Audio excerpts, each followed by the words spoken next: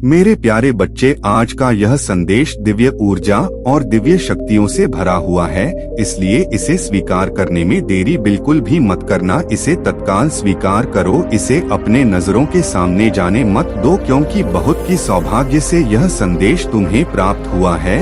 यह तुम्हारे लिए भाग्यशाली सिद्ध होने वाला, क्योंकि आज ब्रह्मांड की मेरी सभी शक्तियाँ तुम्हें एक साथ आशीर्वाद देने आ रही है। तुम्हें उनके आशीर्वाद की प्रतीक्षा करनी है और इस संदेश को अंत तक सुनना है। इसे बीच में तनिक भी छोड़कर जाने की गलती नहीं करनी है। यदि तुम इसे बीच में छोड़कर जाने की गलती करते हो तो मेरी जो ब्रह्मांड की सभी शक्तियां हैं वह एक साथ क्रोधित हो जाएंगी, और जब भी वह एक साथ क्रोधित हो जाएंगी तो तुम्हारा कुछ भी अहित हो सकता है, कुछ भी नुकसान हो सकता है, और इसके जिम्मेदार तुम स्वयं होगे। क्योंकि मेरे बच्चे, मेरा तो कर्तव्य है तुम्हें हर उस चीज को बताने के लिए, तुम्हारी गति और परिस्थिति को पल पल तुम तक पहुंचाने के लिए। तो जो मेरा काम था वह मैंने कर दिया, अब तुम्हारी बारी है। तुम्हें इसे प्राप्त करना होगा और इस संदेश को अपनी गहराई के साथ अपने अंदर उतारना होगा। मेरे प्यारे बच्चे, तुम्हारे महादेव जी सिर्फ तुम्हारे बारे में ही चिंतित रहते हैं। वह इसलिए क्योंकि तुम जिस प्रकार से अपने जीवन को जी रहे हो और उसमें अपने कार्य कर रहे हो, वह सब उल्टे पलटे कर रहे हो। कोई भी कार्य तुम्हारा सही ढंग से नहीं है, कोई भी कार्य तुम्हारा नियम के अनुसार नहीं है, सारे कार्य तुम्हारे नियम के विपरीत हैं। मैंने देखा, मैंने तुम्हारे जीवन की समीक्षा की और समीक्षा करके मुझे पता चला कि तुमने आज तक जितने भी कार्य किए हैं उनमें कोई ना कोई गलती अवश्य तुमने की है, इसलिए तुम्हें उस गलती की सजा मिल रही है और तुम इतनी समस्याओं का सामना कर रहे हो। मेरे प्यारे बच्चे, तुमने आज तक यह नहीं सोचा कि मैं किसी से सलाह और परामर्श ले लो कि कौन सा कार्य कैसे करना चाहिए। यदि तुम्हें ज्ञान नहीं है तो तुम्हें किसी से ज्ञान लेने में कोई नुकसान नहीं है। यदि तुम किसी बड़े बूढ़े और बुजुर्ग से सलाह लेते, उनसे परामर्श लेते, तो वह तुम्हें तुम्हारे कार्य के अनुसार सद्बुद्धि और मार्ग अवश्य प्रशस्त करवा दे। लेकिन मेरे प्यारे बच्चे, तुम अपनी जिद के आगे बिल्कुल भी नहीं माने। तुम बहुत ही जिद्दी स्वभाव के इंसान हो। तुम अपने सिवाय किसी की नहीं सुनते हो, यहाँ तक कि अपने माता पिता की बात को भी तुम अनदेखा करके चले जाते हो। यदि तुम किसी की बात ना मानोगे तो अपने माता पिता की बात तो अवश्य मान लिया करो, क्योंकि उन्हें बहुत बड़ा दुख होता है जब तुम उनकी बातों को अनदेखा करके जाते हो, क्योंकि एकमात्र तुम ही तो उनके सहारे हो और कोई तो उनका इस संसार में नहीं है। तो तुम्हें तो उनकी बातों को मानना और पालन करना चाहिए। वह तुम्हारे माता पिता है, वह तुम्हारे लिए अच्छा ही रास्ता बताएंगे, अच्छा ज्ञान देंगे। मेरे प्यारे बच्चे, जब तुम बाल्य अवस्था में थे, जब तुम्हारा बचपन चल रहा था, तब तुम्हें तुम्हारे माता पिता ने तुम्हारा हाथ पकड़कर तुम्हें चलना सिखाया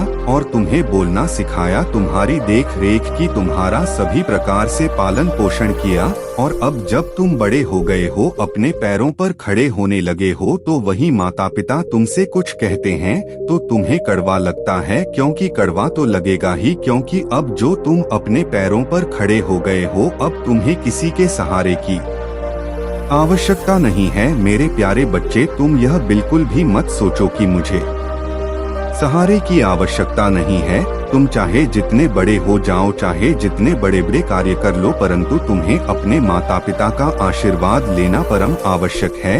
यदि तुम अपने माता पिता का आशीर्वाद नहीं लोगे तो तुम किसी भी कार्य में सफल नहीं होगे। और यदि तुम चाहो कि मैं अपने महादेव जी का भक्ति और पूजा पाठ करता हूँ, तो तुम्हारे महादेव जी भी तुम्हारे साथ रहने वाले नहीं हैं और न तुम्हारी भक्ति को स्वीकार करने वाले हैं, क्योंकि यदि तुम्हारे माता पिता दुखी है तो मैं कैसे प्रसन्न हो सकता हूँ, क्योंकि उन्होंने तुम्हें जन्म दिया है इस धरती पर, तुम्हें लाकर तुम पर बहुत बड़ा एहसान क्या। यदि तुम्हारे माता पिता तुम्हें ना लाते तो तुम यहाँ पर कैसे आते, यह बात अपने मन में सोच लेना चाहिए, तब जाकर उनकी बातों का उल्लंघन करना चाहिए। मेरे प्यारे बच्चे, वह भी मुझसे प्रार्थना करते हैं, क्योंकि तुम उनकी इकलौती संतान हो। इकलौती संतान होने के कारण उन्हें तुम्हारे लिए बहुत चिंता होती है। यदि तुम्हारे माता पिता इसी प्रकार से चिंता में रहेंगे तो तुम्हें जीवन जीने से क्या फायदा है जब तुम अपने माता पिता को सुख ना दे सको तो तुम्हें सुखी रहने से क्या मतलब है। तो मेरी बात को मानो और अपने माता पिता की राय को उनके बिना पूछे उनके बिना बताए कोई कार्य मत करो, चाहे वह छोटा हो चाहे वह बड़ा हो। वैसे ही स्थिति में तुम्हें एक बार मेरा स्मरण कर लेना चाहिए, और जब तुम मेरा स्मरण करोगे तो तुम्हारे अंदर ज्ञान स्वतः ही जग जाएगा, और जब तुम्हारे अंदर ज्ञान स्वतः ही जग जाएगा तो तुम निर्णय लेने में सक्षम हो जाओगे। मेरे प्यारे बच्चे, मैं तुमसे इतना प्रसन्न हूँ, तुमने इतने गलत कार्य किए हैं फिर भी मैं तुमसे नाराज नहीं हूँ, तुमसे प्रसन्न हूँ। इसलिए मैं तुम्हें तुम्हारी सहायता के लिए अपनी जितनी ब्रह्मांड की शक्तियाँ हैं उन्हें सब तुम्हारे लिए भेज रहा हूँ, और वह सब तुम्हारे पास आने के लिए तैयार भी है।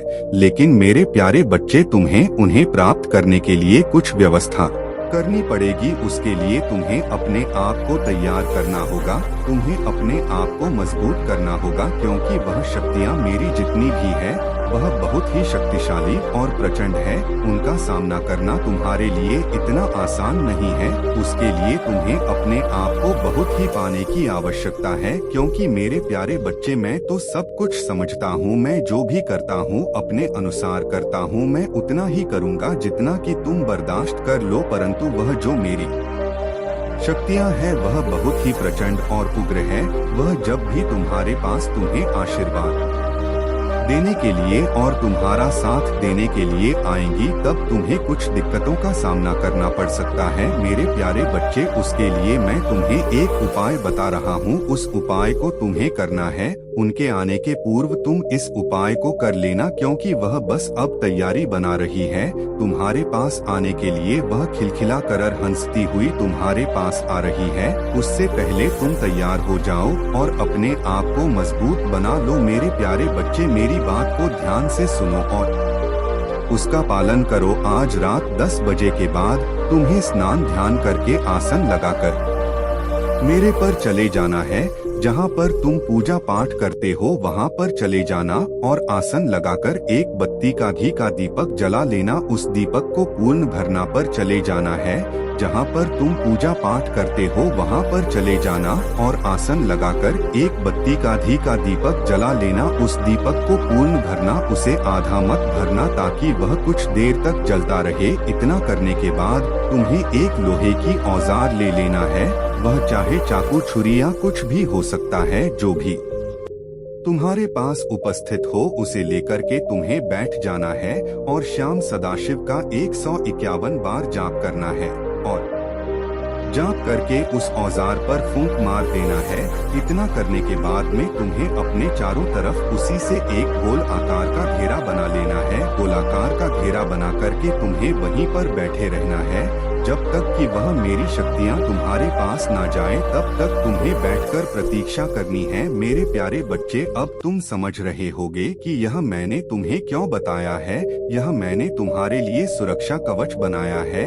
यह तुम्हारी सुरक्षा कवच है। इस कवच के रहते हुए वह शक्तियाँ तुम्हारे पास आकर के तुम्हारा कोई नुकसान नहीं कर पाएंगी, क्योंकि वह उग्र और उदंड है। वह कुछ भी कर सकती है। इसलिए तुम्हें इस घेरे में बैठे रहना है जब तक कि वह शक्तियाँ तुम्हारे पास उपस्थित रहेंगी। मेरे प्यारे बच्चे, यह जो आज रात्रि का समय है यह तुम्हारे लिए बहुत ही शुभ होने वाला है, क्योंकि आज के दिन तुम्हें ऐसी दिव्य शक्तियों का सामना करना पड़ रहा है। इसके लिए इंसान को बहुत मेहनत करनी पड़ती है, बहुत पूजा पाठ तब करना पड़ता है, तब जाकर कहीं ऐसी शक्तियाँ प्राप्त होती हैं। परंतु फिर भी इतनी आसानी से वह सब प्राप्त नहीं होने वाली है। लेकिन मेरे प्यारे बच्चे, तुम्हारा भाग्य इतना तेज है कि तुम्हारे पास वह स्वयं चलकर आ रही है। तो इसके लिए तुम्हें अपने महादेव जी का धन्यवाद करना चाहिए। एक बार नहीं, बार बार करना चाहिए। मेरे प्यारे बच्चे, इस ब्रह्मांड में अनेकों शक्तियाँ विचरण करती रहती है। वह अच्छा भला बुरा सब देखती रहती है, परंतु वह किसी के पास इतनी आसानी से नहीं जाती है और ना ही अपनी का दृष्टि और आशीर्वाद प्रदान करती है। एक तुम हो जो तुम्हारे पास वह चलकर आने के लिए तैयार है। वह तुम्हारे महादेव जी के आशीर्वाद और आदेश का पालन कर रही है। मेरे प्यारे बच्चे, तुम्हारे महादेव जी इतने दयालु है, इतने करुणामय है कि किसी को कुछ भी देने के लिए तैयार हो जाते हैं। वह अच्छा भला बुरा कुछ भी नहीं सोचते हैं। तो यदि तुम्हें तुम्हारे महादेव जी की बातों पर विश्वास है तो हाँ लिखो, और लिखो कि मेरे महादेव जी ने आज मेरे लिए यह शुभ संदेश देकर बहुत ही अच्छा किया है, क्योंकि मुझे तो ज्ञात ही नहीं था कि मेरे साथ आज के दिन क्या होने वाला है। मैं अपना काम करके थका हारा आता और आराम से बिस्तर पर सो जाता, और मुझे यह सब पता ही नहीं रहता। जब मुझे पता ही नहीं रहता तो मुझे कुछ प्राप्त भी नहीं होता, और जब मुझे प्राप्त नहीं होता तो मेरा जीवन तो बदलने वाला ही नहीं था। इसलिए मेरे महादेव जी ने मुझ पर अपनी कृपा दृष्टि की और मुझे यह संदेश दिया, मुझे मेरे बारे में सब कुछ बताया। जितनी भी बातें बताई हैं उसमें से एक एक बात सत्य है, इसमें एक भी बात असत्य नहीं है। इसलिए आज मेरे महादेव जी ने मेरी स्थिति और परिस्थिति को देखकर वह मेरे पास तुरंत चलकर आए हैं और मुझे मेरे जीवन के बारे में बताया है। मैं अपने महादेव जी के चरणों में बार बार वंदन करता हूँ और मैं उनका धन्यवाद करता हूँ। मैं उनका एहसान कैसे चुका सकता हूँ। यह मेरे महादेव जी मेरे रक्षक और मेरी सुरक्षा है। आज के बाद मैं उनकी सभी बातों का पालन करूंगा जो भी उन्होंने मुझे बताया है।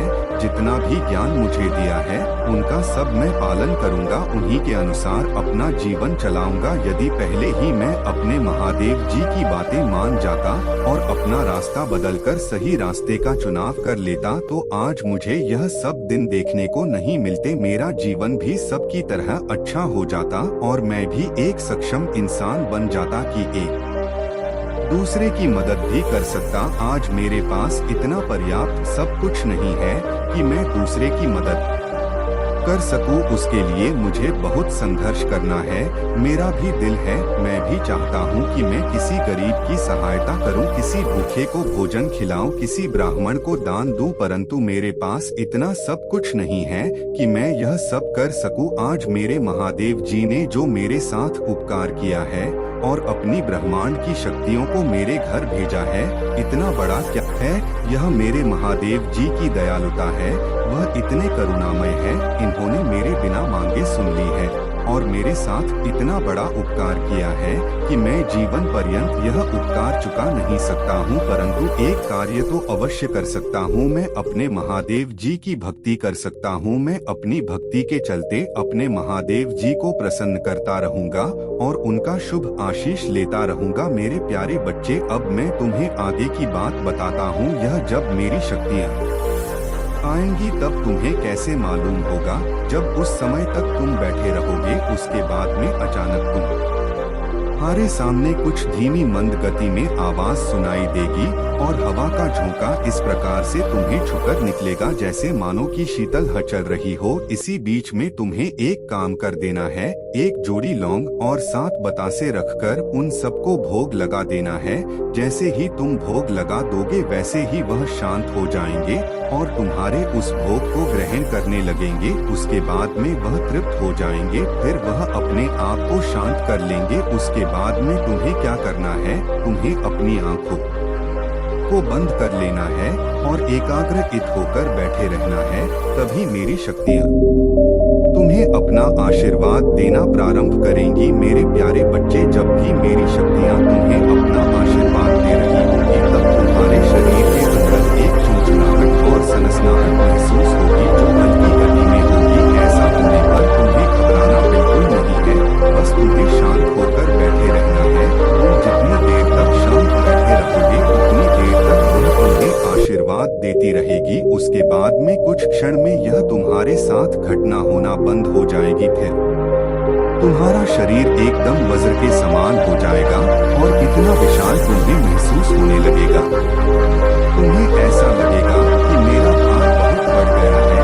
तब भी तुम्हें घबराने की जरूरत नहीं है, वह मेरी शक्तियों का प्रभाव है।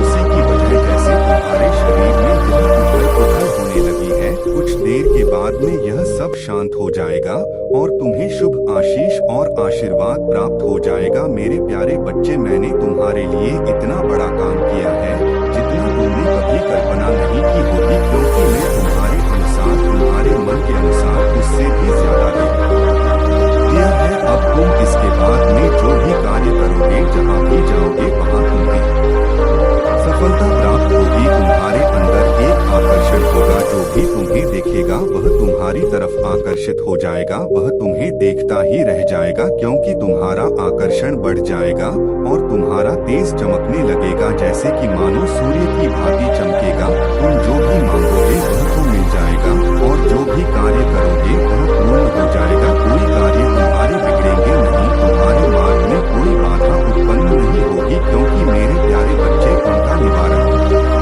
मेरी शक्तियाँ कर रही होंगी। यह मेरी शक्तियाँ बड़ी से बड़ी बाधाओं को दूर कर सकती है।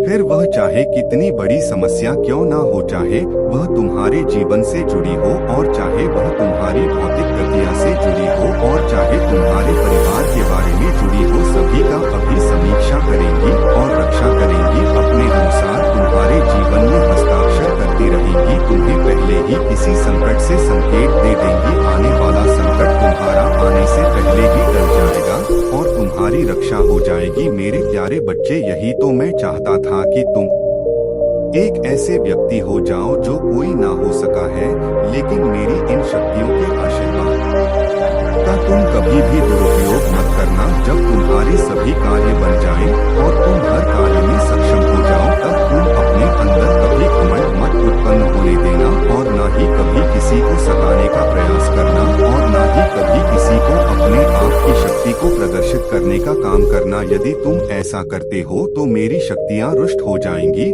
और जब वह रुष्ट हो जाएंगी तब वह तुम्हें छोड़कर चली जाएगी और जब वह तुम्हें छोड़कर चली जाएगी तो तुम्हारा कुछ नहीं होने वाला है। तुम्हारा सारा बना बनाया कार्य बिगड़ने में तनिक भी समय नहीं लगेगा। इस प्रकार से बिगड़ जाएगा जैसे कि तुमने देखा होगा कि एक लकड़ी का घर बनाया जाता है और वह तूफान आने पर इस प्रकार से बिखर जाता है जैसे ही तूफान आने से जमीन पर जमी धूल उड़ जाती है। मेरे प्यारे बच्चे, यही मैं तुम्हें समझाना चाहता था। इस मूल मंत्र को याद रखना, कभी किसी का बुरा मत सोचना, कभी किसी के साथ गलत मत करना और कभी किसी के लिए अपने मन में ईर्ष्या उत्पन्न मत करना। वह तुम्हारे साथ चाहे जो भी कर ले, परंतु तुम्हें अपनी तरफ से कोई कदम नहीं उठाना है। मेरे प्यारे बच्चे, संदेश को बीच में छोड़कर जाने की भूल बिल्कुल भी मत करना। मेरे प्यारे बच्चे, यह सब गुप्त रूप से तुम्हारी जानकारी निकालने का प्रयास करेंगे, परंतु तुम्हें उनकी बातों में नहीं आना है। वह तुम्हें उत्साहित करेंगे कि यह बता दे कि इसके पास यह सब कैसे आया है। जब तुम्हें वह उत्साहित करेंगे तो तुम्हें अपने अंदर नियंत्रण करना है। जब तुम अपने अंदर नियंत्रण कर लोगे तो तुम्हारे भीतर से वह शब्द नहीं निकलेंगे जो मैंने तुम्हें प्राप्त करवाए हैं, जो मेरी शक्तियाँ तुम्हें देकर गई है। यदि तुम ऐसा कर देते हो तो वह तुम्हारा राज जान जाएंगे और तुम्हारी शक्तियों को छीनने का प्रयास करेंगे और जब वह छीन लेंगे तो तुम एकदम कंगाल ही रह जाओगे। फिर तुम्हें कोई ऊपर उठाने वाला नहीं मिलेगा। इसलिए मेरे प्यारे बच्चे, तुम्हें अपने आप को बहुत ही संभाल कर रखना है। परंतु एक बात मैं तुमसे कह देता हूँ, तुम्हारा शत्रु चाहे जो भी कर ले, तुमसे ईर्ष्या करने वाले चाहे जो भी कर ले, तुम्हारा अहित नहीं कर पाएंगे, क्योंकि तुम्हारी रक्षा तो मेरी शक्तियाँ कर